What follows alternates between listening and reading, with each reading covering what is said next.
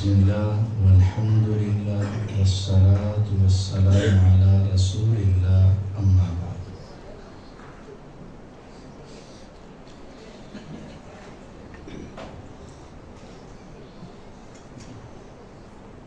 پانچویں پارے کی الحمدللہ آج قرات کی گئی۔ اس کے اندر سورۃ النساء اللہ تعالیٰ نے بیان کی ہے۔ اس کی آیت نمبر 31 میں اللہ تعالیٰ فرماتے ہیں ان تجتنبوا کبائر ما تنہون عنہ نکفر عنکم سیئاتکم، اگر تم کبیرہ گناہوں سے بچو گے تمہارے صغیرہ چھوٹے گناہ ہم خود ہی معاف فرما دیں گے۔ تمہارا کام ہے بڑے بڑے گناہوں سے بچنے کی پوری کوشش کرو، چھوٹے موٹے تو ہر ایک سے ہو جاتے ہیں۔ کل بنی آدم خطاء، آدم کا بیٹا خطا کار ہے۔ تمہارا کام ہے کبیرہ سے بچنے کی کوشش کرو، رب تعالیٰ تمہارے صغیرہ ویسے ہی معاف فرما دیں گے۔ اور صرف معافی نہیں ہوگی، وَنُدْخِلْكُمْ مُدْخَلًا كَرِيمًا، ہم تمہیں بڑی عزت کے ساتھ جنت کا داخلہ بھی عطا کر دیں۔ آگے فرمایا آیت نمبر 34 میں الرجال قوامون علی النساء، مرد جو ہیں عورتوں پر حاکم ہیں۔ یہ قرآن کا فیصلہ ہے، اور جس گھر میں مردوں کی حکومت ہے وہ کامیاب رہتے ہیں، اور جہاں عورت کی حکومت ہے اکثر ناکامیاں ہوتی ہیں۔ میری مائیں بہنیں بیٹیاں ہیں، غصہ نہ کیجیے گا، یہ اللہ تعالیٰ کا قرآن ہے، اور آپ نے وہ حدیث سن رکھی ہوگی، جس ملک کی حکمران عورت ہو جائے وہ معاشرہ تباہ ہو جاتا ہے۔ الرجال قوامون علی النساء، مرد عورتوں پر حاکم ہے۔ کیوں بھائی؟ پہلی وجہ بما فضل اللہ بعضهم علی بعض، یہ اللہ کا فیصلہ ہے، اللہ نے مرد کو عورت پر فوقیت اور فضیلت دی۔ پہلی وجہ کیا ہے؟ اللہ نے دی ہے۔ دوسری وجہ وبما انفقوا من اموالہم، چونکہ یہ مال خرچ کرتے ہیں، اور جو خرچ کرتا ہو، جو لا کر دیتا ہو، حق یہ ہے کہ اسی کا حکم چلے۔ اگر ایک گھر میں مرد لا کر ضروریات پوری کرے تو اس کی حکمرانی ہے، اور اگر ساری کائنات کو ایک رب کھلائے تو پھر وہ اسی لائق ہے کہ اس کا حکم بھی چلے، اس کا حکم مانا جائے۔ فالصالحات قانتات حافظات للغیب بما حفظ اللہ، نیک عورتیں وہ ہیں جو اللہ کی فرما بردار اور اپنی عزت کی حفاظت کرنے والی ہیں۔ مرد نہیں بھی ہے، خامن نہیں بھی ہے، تو اپنی عزت کی حفاظت کرنے والی یہ نیک عورتیں ہیں۔ فرمایا واللاتی تخافون نشوزہن، اگر تمہیں اپنی بیویوں سے کچھ اختلافات ہوں، کچھ مسائل ہوں، تو تمہاری ذمہ داری پہلی کیا ہے؟ فعظوہن، ان کو نصیحت کرو۔ غلطی ہے عورت کی، کمی ہے، کوتاہی ہے، نقص ہے، تو تمہارا پہلا فریضہ کیا ہے کہ تم اس کی اصلاح کرو، اسے نصیحت کرو۔ وعظ و نصیحت، یہ نصیحت کیسے کرنی ہے؟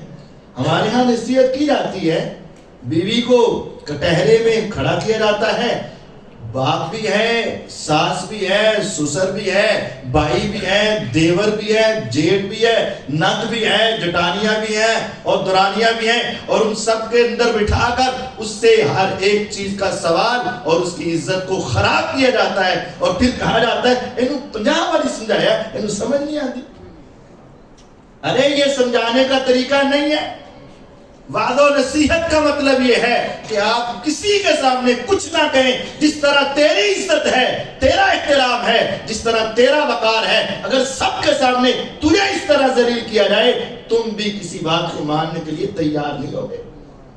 پہلا حق یہ ہے کہ اگر عورت کی طرف سے، بیوی کی طرف سے کوئی پریشانی ہے، اسے نصیحت کریں۔ نصیحت ماں باپ کے سامنے نہیں، بھائیوں کے سامنے نہیں، بہنوں کے سامنے نہیں، والدین کے سامنے نہیں، الگ کمرے میں آپ اسے نصیحت کریں، یقین جانیے ہر عورت ماننے کے لیے تیار ہوتی ہے جب اسے تھوڑی سی عزت دے کر سمجھایا جائے، اور اگر اس کی عزت کو پہلے ہی پامال کیا جائے اور پھر اس کو سمجھانے کی کوشش کی جائے تو آخر اس کے اندر بھی دل ہے اور اس کے اندر بھی کچھ احساسات ہیں۔ رسول اللہ صلی اللہ علیہ وسلم سے بڑھ کر دانا اور حکیم کون ہوگا؟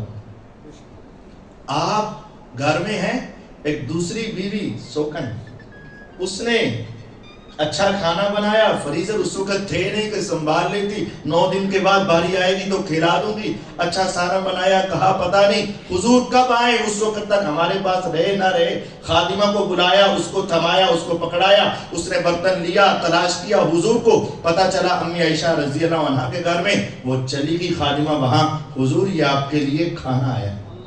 اماں جان اندر تھی، باورچی خانے میں سمجھے، باہر آئیں، باری میری اور نمبر اس کے، باہر آئیں، زور سے ہاتھ مارا، سالن نیچے، پلیٹ ٹوٹ گئی۔ رسول اللہ صلی اللہ علیہ وسلم نے اپنے ہاتھوں سے اسے پکڑا، اس کو جوڑا اور وہ اپنے پاس رکھی، اندر سے پلیٹ پکڑی، اس کو دے دی اور صرف اس کو یہ کہا تمہاری امی کو غصہ آ گیا ہے۔ اللہ کی قسم خادمہ کے سامنے بھی حضور نے اپنی بیوی کو اف تک نہیں کہا۔ آپ کہنا چاہتے تو بہت کچھ کہہ سکتے تھے، لیکن آپ نے خادمہ کے سامنے، ایک خادمہ عورت کے سامنے بھی اپنی بیوی کو نہیں جھڑکا۔ تم بھی نصیحت کرو، اچھے انداز میں کرو، فائزوہن، نصیحت کرو۔ اگر نصیحت نہیں مانتی، ہو سکتا ہے 100 میں ایک ایسی ہو جسے نصیحت فائدہ نہیں دیتی، دوسرا سٹیپ کیا ہے؟ وَاهْجُرُوهُنَّ فِي الْمَضَاجِعِ، اپنا بستر اس سے الگ کر لو، رہو اسی گھر میں، ٹھہرو اسی کمرے میں، لیکن اپنا بستر اس سے الگ کر لو، اور اس بستر الگ کرنے کی بھی تشہیر پورے گھر میں کرنے کی ضرورت نہیں ہے۔ ہاں بیوی کو احساس دلاؤ کہ جب تک تیری زبان نہیں بند ہوگی، جب تک تیرے یہ معاملات ٹھیک نہیں ہوں گے، میں تیرے پاس نہیں ہوں گا۔ یہ دوسرا سٹیپ ہے۔ اگر ایسے بھی اسے سمجھ نہ آئے، تیسرا سٹیپ کیا ہے؟ وَاضْرِبُوهُنَّ، پھر تم کچھ اسے ضرب لگا سکتے ہو، کچھ مار سکتے ہو، لیکن مارنے کا مطلب یہ نہیں ہے ہڈی توڑ دو، پسلی توڑ دو، خون نکال دو، سر پھاڑ دو، نہیں نہیں۔ لا يجلد احدكم امرأته جلد العبد، خبردار تم میں سے کوئی شخص اپنی بیوی کو اس طرح نہ مارے جیسے اپنے غلاموں کو مارتے ہو۔ یہ حدیث ہے رسول اللہ صلی اللہ علیہ وسلم۔ وَاضْرِبُوهُنَّ ضَرْبًا غَيْرَ مُبَرَّحٍ، ہاں ہلکی سی چپیٹ لگا لو جس کے ساتھ نشان نہ پڑے، اتنا ضرب جس کے ساتھ سر سوج نہ جائے، ہڈیاں ٹوٹ نہ جائیں، خون نکل نہ آئے، اس طرح کی ضرب۔ اور یہ ضرب کے ساتھ اگر، کیونکہ پہلے 2 سٹیپ ہو چکے، واعظ و نصیحت ہو چکی، بستر الگ ہو چکا، اگر نہیں ہے تو معاملہ ٹوٹنے کی طرف جا رہا تھا، شاید کہ تیرے 1-2 تھپڑ کی وجہ سے معاملہ سدھر جائے تو یہ اس بڑی خرابی سے بہتر ہے۔ ایک بچہ ہے، ایک یہ ہے کہ اس نے غلطی کیا مدرسے سے نکال دے، اور ایک یہ ہے کہ اسے 1-2 چپیٹ لگا کر اگر وہ سدھر جاتا ہے تو پڑھا دیں۔ اس کا یہ پڑھنا بہتر ہے کہ مدرسے سے فارغ بہتر ہے؟ پڑھنا بہتر ہے۔ اسی طرح خاندان کے ٹوٹنے کے مقابلے میں ہلکی سی ضرب سے اگر حالات درست ہو سکتے ہیں تو یہ بہتر ہے، لیکن ایسا مارنے کی اجازت نہیں ہے کہ تم اس کی ہڈی پسلی توڑ دو کو قرآن چلی کیسی مارو، نہیں، قرآن میں مارنے کا مفہوم سمجھنا ہے۔ وَاضْرِبُوهُنَّ، مار سکتے ہو، لیکن یاد رکھو فَإِنْ أَطَعْنَكُمْ فَلَا تَبْغُوا عَلَيْهِنَّ سَبِيلًا، اگر وہ تمہاری تابعدار ہو، خبردار پھر تم نے اس کے لیے کوئی بہانے تلاش نہیں کرنے۔ آٹا گوندی ہلدی کیوں؟ بھئی اس نے تو ہلنا ہے، بہانے تلاش نہیں کرنے۔ فَإِنْ أَطَعْنَكُمْ، اگر وہ تمہاری تابعدار ہے، فَلَا تَبْغُوا عَلَيْهِنَّ سَبِيلًا، پھر تم نے اس کے خلاف کوئی بہانہ تلاش نہیں کرنا۔ خبردار، إِنَّ اللَّهَ كَانَ عَلِيًّا، اگر تم اس کے اوپر ہو تو میرا رب تمہارے اوپر ہے، کبیرہ، اور وہ بہت بڑا ہے۔ اگر تمہیں رب نے عورت پر اختیار دیا ہے تو تیرے اوپر بھی ایک ہے اور وہ تم سے بہت بڑا ہے، وہ تم سے پھر نمٹ لے گا اگر تم نے ظلم کیا تھا۔ اگر اس کے باوجود بھی حالات بہتر نہیں ہوئے، سمجھایا ٹھیک نہیں ہوئے، بستر الگ کیا ٹھیک نہیں ہوئے، ایک دو ضرب لگائی ٹھیک نہیں ہوئے، پھر چوتھا سٹیپ کیا ہے؟ وَإِنْ خِفْتُمْ شِقَاقَ بَيْنِهِمَا فَابْعَثُوا حَكَمًا مِّنْ أَهْلِهِ وَحَكَمًا مِّنْ أَهْلِهِ۔ پھر مرد والوں میں سے، لڑکے والوں میں سے ایک سمجھدار سیانہ بندہ جو جوڑنا چاہے، توڑنا نہ چاہے، اور عورت والوں میں سے ایک سمجھدار بندہ آپس میں بیٹھیں۔ ان یریدا اصلاحا، اللہ کا وعدہ ہے اگر یہ دونوں سچے دل سے ارادہ کریں گے نا اصلاح کا، یوفق اللہ بینہما، اللہ ان کی آپس میں کوئی موافقت کا راستہ نکال دے گا۔ اگر یہ سچے دل سے ملانا چاہیں ملا دیں گے، اگر اس طرح بھی حالات نہ سدھریں تو پھر پانچواں سٹیپ ہے کہ جدائی اختیار کر لی جائے۔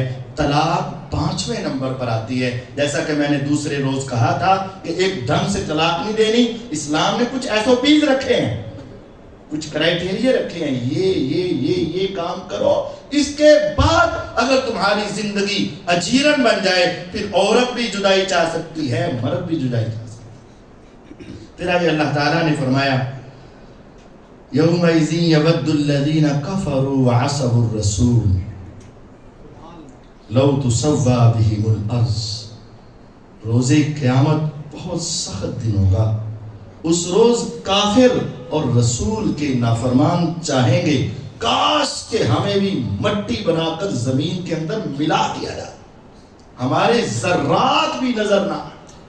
ولا یکتمون اللہ حدیثا، اور وہ اللہ سے اپنی بات کو چھپا نہیں سکیں گے، ہر گناہ سامنے آ جائے گا۔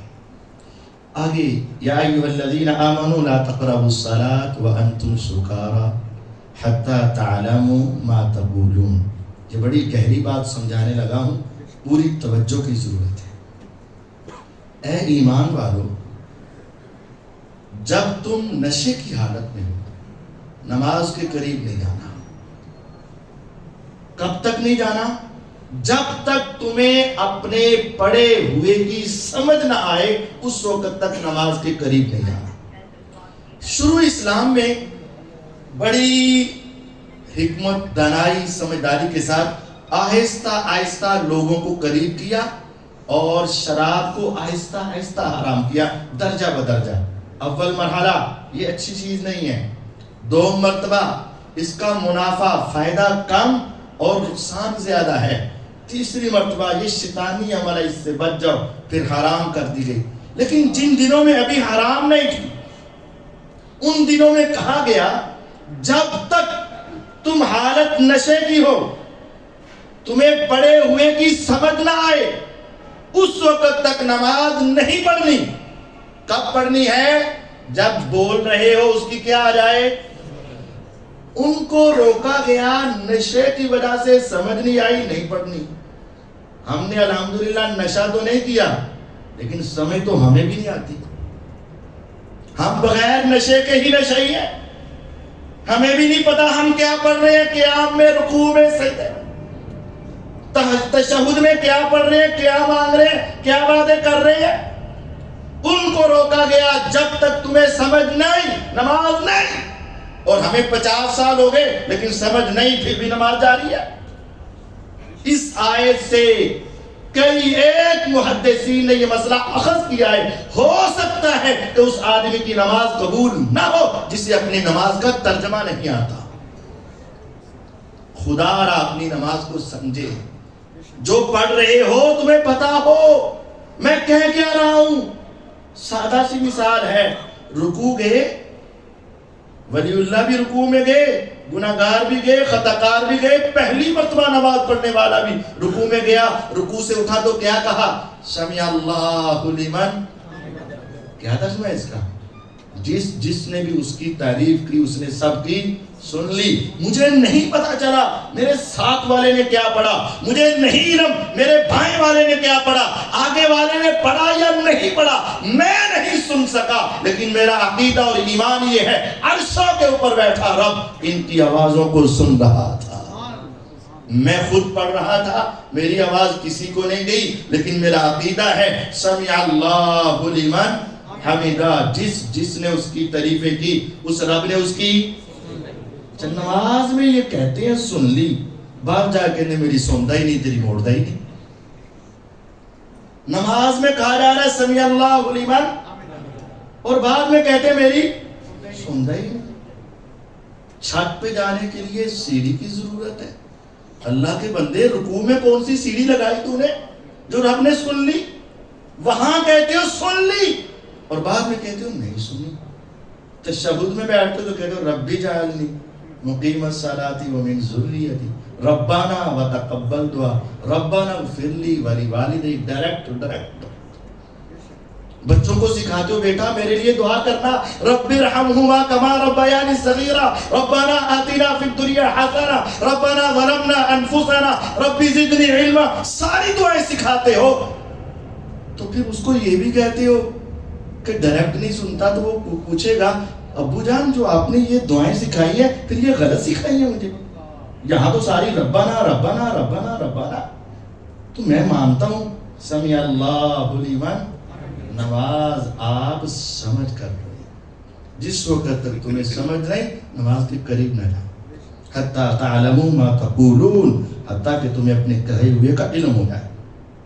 پھر اللہ تعالیٰ نے فرمایا ان الذین کفروا بآیاتنا سوف نصلیہم نارا، جو ہماری آیتوں کی منکر ہے نا، آج انہیں پوچھنے والا کوئی نہیں ہے، آج دنیا میں مرضیاں کرتے ہیں، بس آنکھ بند ہونے کی دیر ہے، سوف نصلیہم نارا، ان قریب ہم انہیں آگ میں پھینک دیں گے۔ آگ بہت تیز ہوگی، کلما نضجت جلودہم بدلناہم جلودا غیرہا لیذوقوا العذاب، جب بھی ان کے اوپر والے چمڑے جل جائیں گے ہم فوراً ان کے چمڑے کو تبدیل کر دیں گے، دوسرا چمڑا دے دیں گے تاکہ یہ عذاب کو چکھتے رہیں۔ اور آج سائنس بھی کہتی ہے ہڈی کو محسوس نہیں ہوتا، اصل عذاب اور تکلیف یہ گوشت کو اور چمڑے کو ہوتی ہے۔ اس رب نے 1400 سال پہلے 1450 سال پہلے کہہ دیا عذاب کس کو ہوگا؟ چمڑے کو، اور جب ایک مرتبہ جل جائے گا ہم دوبارہ دے دیں گے، وہ جلے گا پھر آ جائے گا، وجہ لیذوقوا العذاب، تاکہ یہ عذاب کو چکھے۔ ان اللہ کان عزیزا حکیما، میرا رب بہت غالب، ہر کام کرنے کی طاقت، بہت حکمت والا، ہر کام کرنے کا طریقہ آتا ہے اسے۔ پھر آگے فرمایا یا ایھا الذین آمنوا اطیعوا اللہ واطیعوا الرسول واولی الامر منکم، اے ایمان والو اللہ تعالیٰ کی اطاعت کرو، رسول اللہ صلی اللہ علیہ وسلم کی اطاعت کرو، اور اپنے حکمرانوں کی بات مانو۔ اللہ تعالیٰ کی بات، رسول اللہ صلی اللہ علیہ وسلم کی بات، اپنے حکمران کی بات مانو۔ لیکن فرق دیکھیے قرآن کے الفاظ، اطیعوا اللہ لفظ اللہ کے ساتھ اطیعوا، واطیعوا الرسول لفظ رسول کے ساتھ اطیعوا، واولی الامر منکم، یہاں لفظ اطیعوا نہیں ہے، وَأُولِي الْأَمْرِ مِنْكُمْ، اللہ تعالیٰ کی اطاعت کرو، رسول اللہ صلی اللہ علیہ وسلم کی اطاعت کرو اور حکمران کی بات مانو۔ لیکن یہاں لفظ اطیعوا نہیں آیا، وجہ اصل اطاعت اللہ اور اس کے رسول کی ہے اور ان کی تابعداری میں رہتے ہوئے حکمران کی ہے۔ اگر حکمران ان سے نکل جائے تو پھر کیا ہے؟